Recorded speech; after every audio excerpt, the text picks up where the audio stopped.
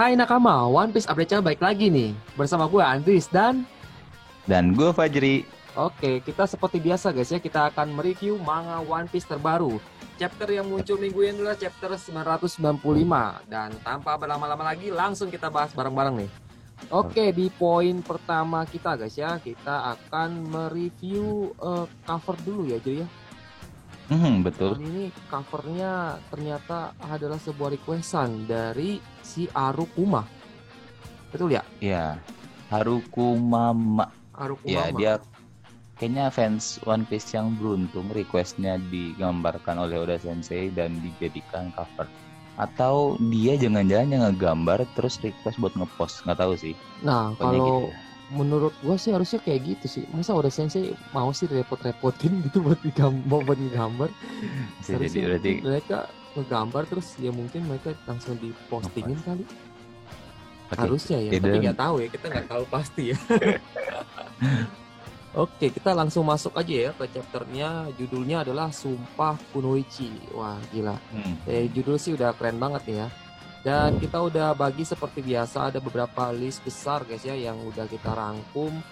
Dan di sini yang mau kita bahas yang pertama adalah pertarungan di depan Onigashima. Wah, kira-kira apa yang terjadi di depan Onigashima ini? Di depan Onigashima ini ada seorang komandan, mantan komandan divisi 1 Shirohige bertarung melawan seorang Yonko beserta anak tertuanya. Jadi di sini keren banget sih si Marco membuktikan kapabilitas atau kekuatannya dengan one on one lawan Big Mom, seorang Ya, Yonko yang dimana ditakuti. Itu dia one on one bahkan sampai membuat homies kesayangannya Big Mom, Zeus dan juga Zeus tidak berdaya. Kalau Zeus sih dari kemarin emang sudah tidak berdaya ya. ya kalau Semenjak saya sudah tidak percaya dia. badannya dibelah sama Brook, dia udah nggak bisa ngapa-ngapain karena itu kayak apa, kumpulan energinya keluar semua kalau dibelah sama Brook.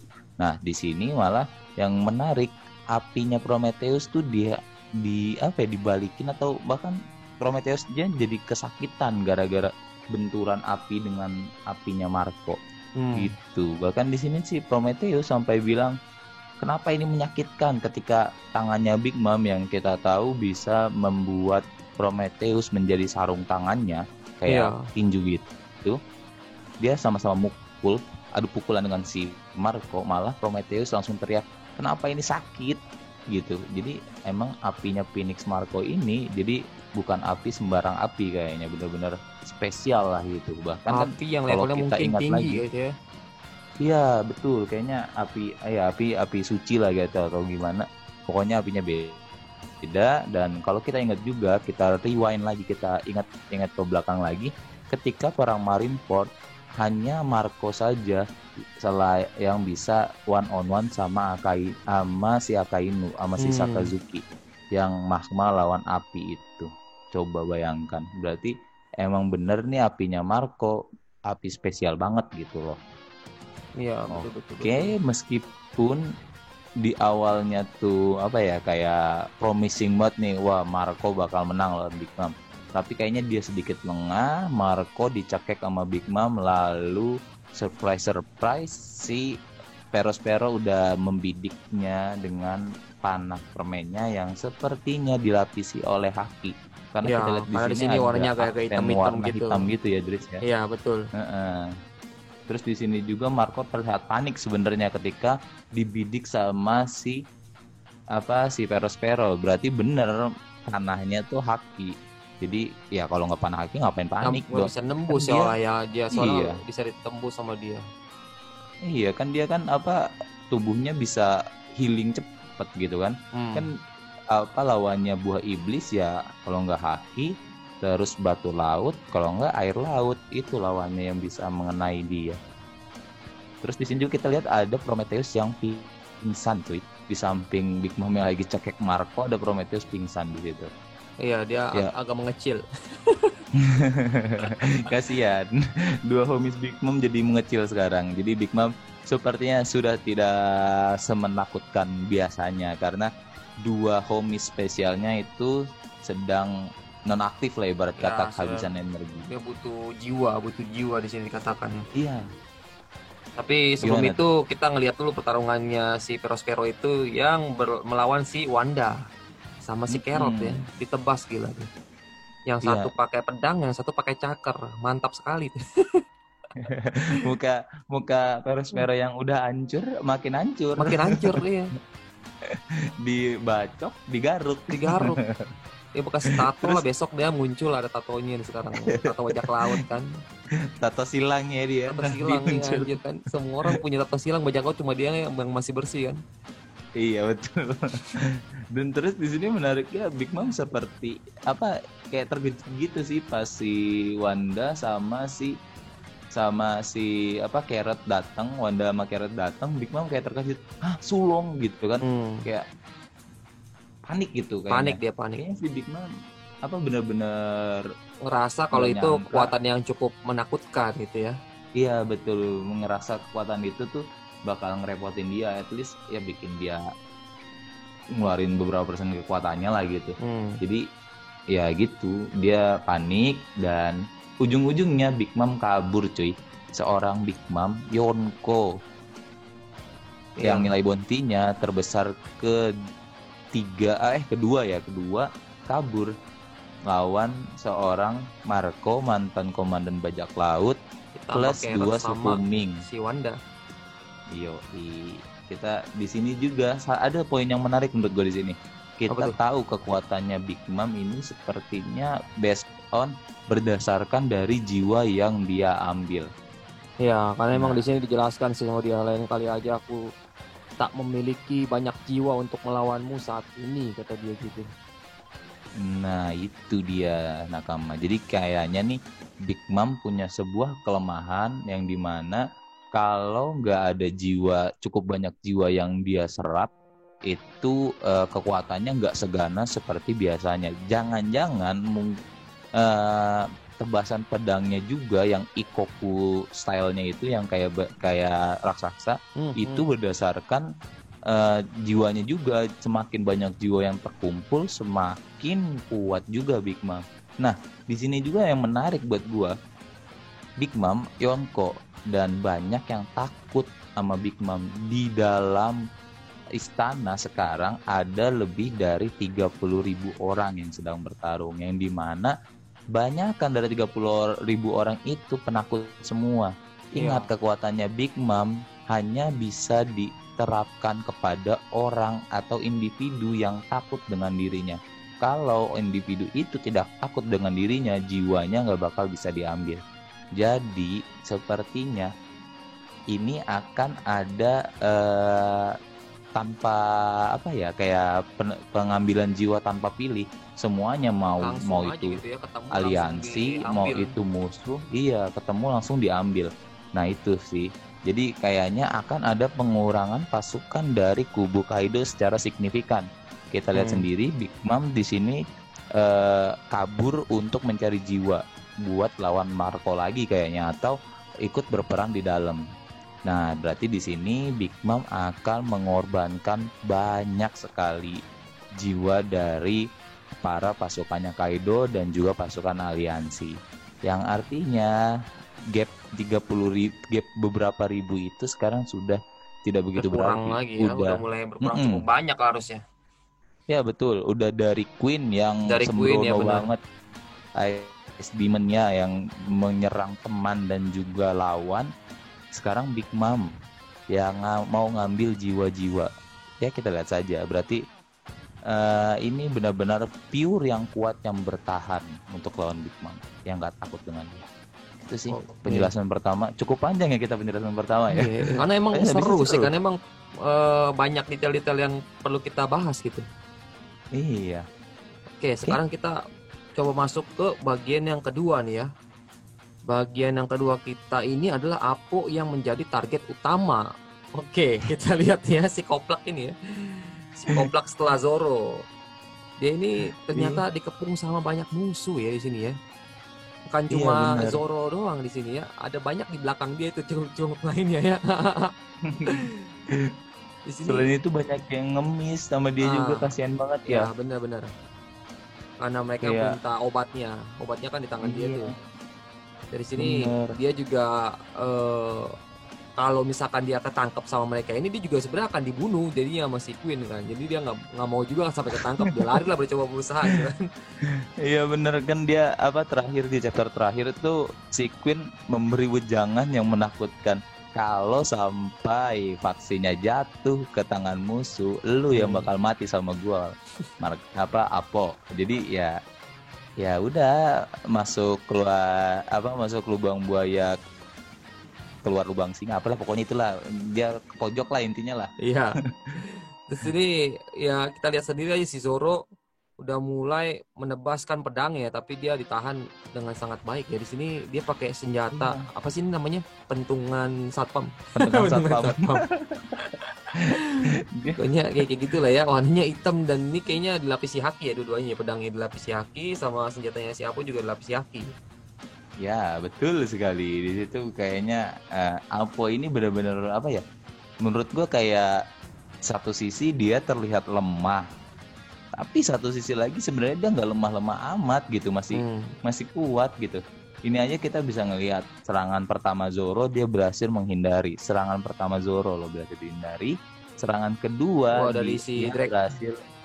Iya, serangan kedua dari Zoro dan serangan yang kita lihat dari Drake, serangan gabungan berhasil dia tahan. Meskipun di sini dia ngeluh, tunggu 1 lawan 2 itu berlebihan buat gua gitu, kayak dia mengakui skillnya dia nggak bisa lawan 2 orang itu, tapi setidaknya dia bisa kayak ngulur waktu. Di sini juga Zoro sudah mulai kesal sepertinya gara-gara dia dimintain tolong sama Chopper buat ngambil itu vaksin, dan si Aponya ini ternyata kuat gitu, maksudnya nggak bisa dilawan sama Zoro yang cuman Zoro main-main doang. Di sini gue yakin Zoro sih masih main-main ya, karena biasanya kalau Zoro serius tuh dia udah pakai bandana hitamnya, terus udah mengeluarkan 3 buah pedangnya. Di sini dia masih cuman pakai 2 pedang saja. Itu poinnya. Jadi Zoro belum serius ya. Oh ya, ngomong-ngomong selamat ulang tahun Zoro. Kita belum Zoro udah ulang tahun ya kemarin ya, kelewat ya. Atau pas hari ini. Mungkin nanti kita bikin video spesial Zoro. Jadi ini selamat ulang tahun Zoro dulu sekarang. Kemarin tanggal berapa ya? Tanggal 12 kayaknya. Iya, oke, kita lanjut dulu ya, Nakama. Oke, kita lanjut ke poin yang ketiga. Di sini ada hubungan apa nih antara Queen dengan kerajaan Derma, guys ya. Kalian bisa lihat di sini sendiri ya, dia tuh cukup terkejut ya ketika melihat beberapa lembaran most wanted-nya kelompok topi jerami ini ya. Pertama dia lihat Zoro, habis dia lihat Zoro tiba-tiba ada Vinsmoke Sanji ya. Emang udah diganti ya kemarin ya? Emang namanya Vinsmoke ya? Atau belum? Waktu itu perasaan pernah sebelumnya bukan Vinsmoke ya awalnya? Iya, namanya awalnya Kurohashi no Sanji, tapi semenjak si bapaknya Sanji mengeluarkan pengumuman gitu dia lagi nyari anaknya yang bernama Sanji, langsung posternya tuh diganti. Itu tepatnya di akhir arc Dressrosa. Di akhir arc Dressrosa, Sanji itu namanya diganti jadi Vinsmoke Sanji dan statusnya jadi Only Alive. Ingat sekali gue lagi di kapalnya Bartolomeo. Nah di situ.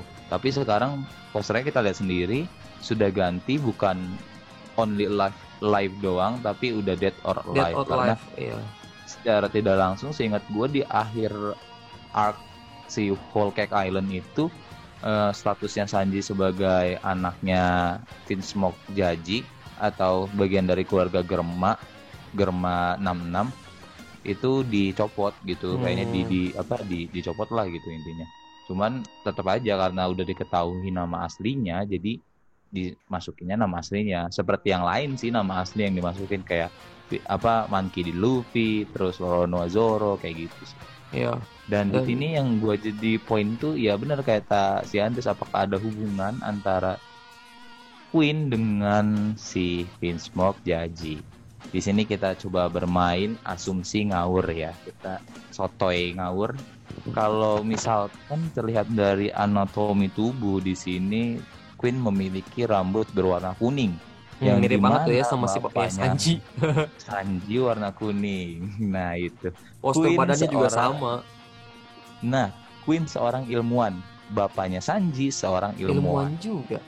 Iya ya. Apakah mereka, jadi ada dua dari asumsi persamaan cocokologi tadi, dari kedua kesetaraan tadi kita bisa bilang ada cabang lagi, yang dimana cabangnya itu apakah si Queen pernah bekerja sama dengan Germa, bisa jadi teman gitu kan, bisa jadi teman dulu, seperguruan gitu, teman seperguruan.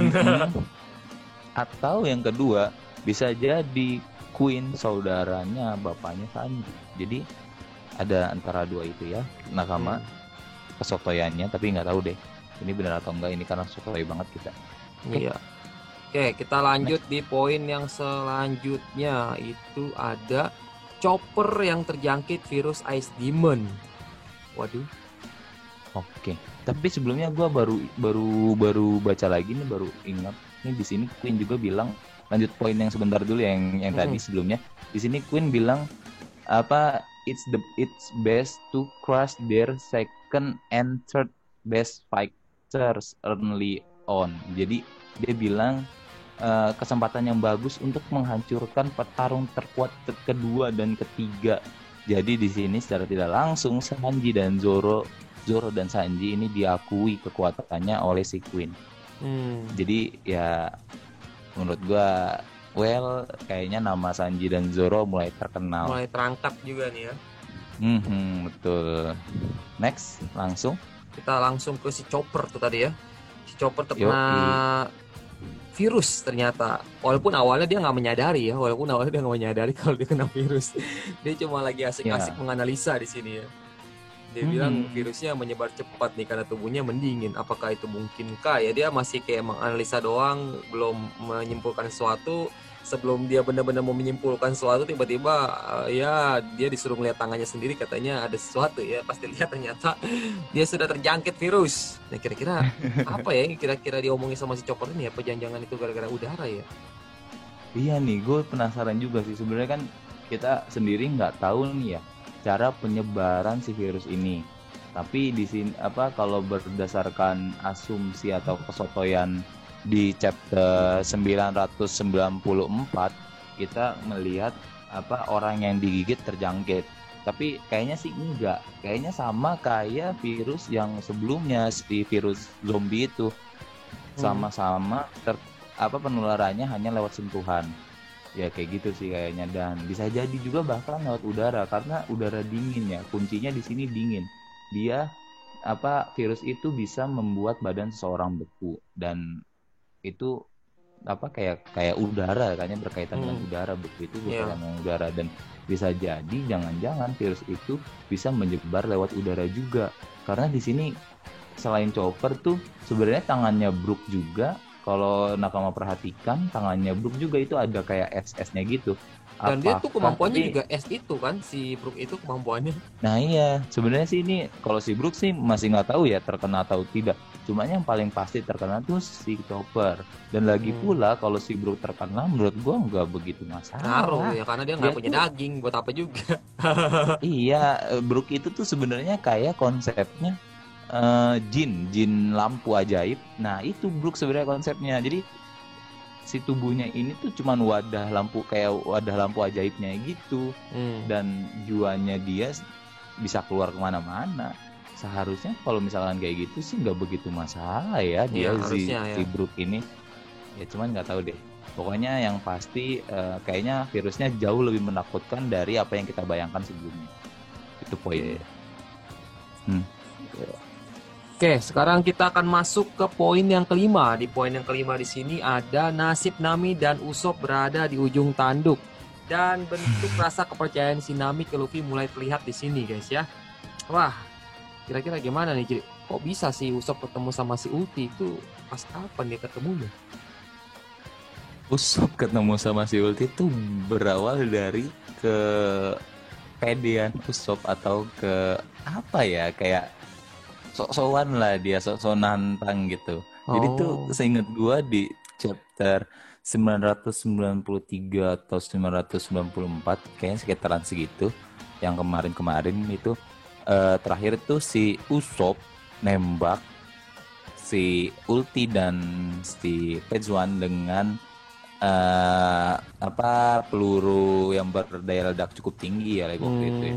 Tapi ternyata si Pejuan dan si Ulti ini baik-baik saja. Apalagi lagi waktu itu kalau nggak salah kampretnya si Usopp berlindung di balik tubuhnya Nami seakan-akan Nami yang ngomong gitu kan. Oh iya. Ingat kan lo? Oh iya, gue ingat jadi itu gue ingat. Iya, gue ingat. yang gue sepakat juga itu kocak kan. Kita ngakak juga lagi waktu membaca itu. Jadi ya ini buah hasil dari kesoberaniannya Usopp nantang si Ulti dan juga Pejuan. Tapi gue rasa apa ya, sikap Usopp lagi waktu itu sih sudah sangat tepat, karena ya seingat gue si Ulti sama Pejuan ini mau ngincer si Luffy dan Sanji yang menuju ke menara. Jadi menurut gue pengorbanannya Usopp lagi waktu itu memang sangat tepat. Dan ya tapi balik lagi Usopp nggak ada apa-apa yang selainnya. Iya, jadi gue rasa Usopp sama Nami sih emang masih belum selevel dengan para Tobiropo ya. Kalau menurut gue pribadi nih, bukan berarti mereka nggak jago, cuman belum selevel lah buat mereka. Karena terakhir kali naik si Usopp lawan anak buahnya Doflamingo aja yang dimana belum setara. Yang dimana dia belum setara dengan para Tobiropo ini, anak buahnya Doflamingo lagi waktu itu lawan Usopp mau sekarat, ingat kan?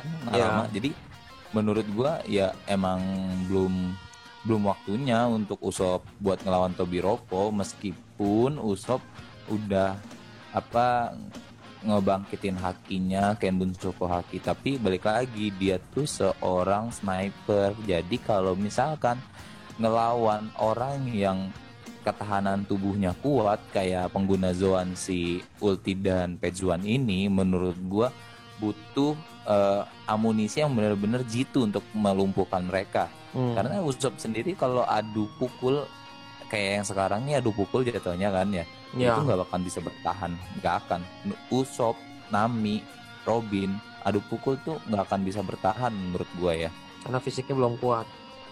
Iya betul, karena fisik mereka nggak kuat gitu, nggak sekuat ya, minimal nggak sekuat Brook lah. Kalau Brook kan Brook Chopper meskipun mereka nggak kuat-kuat amat kayak Sanji,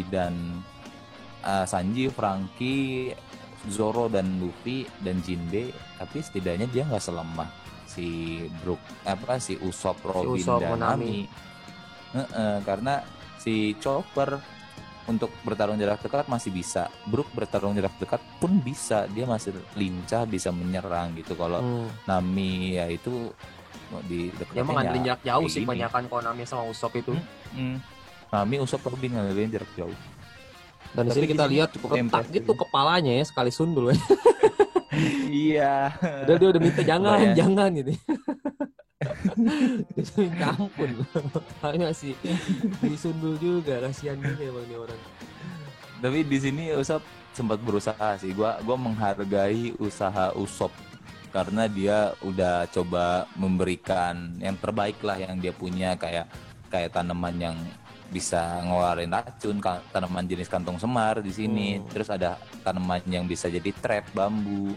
Tapi balik lagi, mereka ini Zoan, mereka ini user iblis Zoan yang dimana badannya tebel bos, tebel, kulit dinosaurus tuh tebel. Lihat aja bambunya aja nggak mempan kan. Iya, bambunya juga nggak mempan, kan nusuk. Kalau mungkin bambunya dilapisi haki masih bisa nusuk kali ya. Kalau ini bambu biasa, bambu tajam. Lah dinosaurus. Nih gue kasih tahu nih ya, menurut tahu gue yang gue baca nih, makhluk yang kulitnya paling kuat itu adalah buaya. Nah, dinosaurus itu evolusinya ke bawah jadi buaya, kayak masih satu marga reptil lah intinya. Ya kuat dia gitu. Enggak tembus kecuali dilapisin haki mungkin masih bisa. Masalahnya nggak ada haki-hakinya ini. Tumbuhan biasa nih. Ujung-ujungnya disundul sampai retak, gigi retak. Enggak, semuanya sempet nanya juga kan ke subscriber kan. Itu kalau misalkan Usopp retak itu masih bisa bangkit gak, gue bilang gitu kan. Terus pada bilang bisa bang, mereka kalau minum susu balik lagi tulangnya. Oh gitu gue. Iya bener.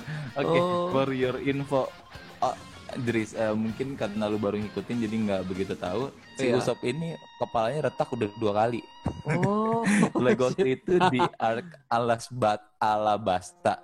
Lagi waktu itu dia lawan salah satu anak buahnya krokodil namanya Miss apa gitu, lupa gue.